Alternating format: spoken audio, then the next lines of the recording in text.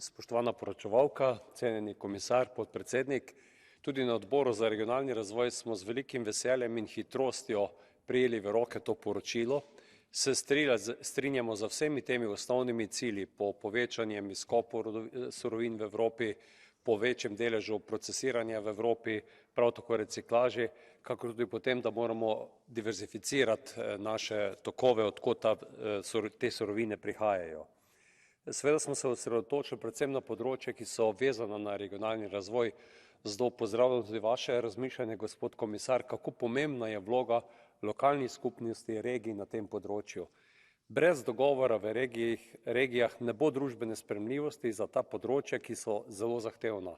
Zato je tudi z naše strani dodano poročilo to, kako je pomembno, da zgodaj vključimo lokalne skupnosti v procese odločanja, umeščanja, kakor tudi, da imajo lokalne skupnosti koristi od teh projektov v obliki novih delovnih mest, novih izzivov in priložnost za ljudi iz tega področja. Poudarek smo dali tudi državam kandidatkam za vstop v Evropsko unijo, tam je veliko projektov in tudi surovin, prav je, da jih vključimo v to razpravo, v strateške projekte.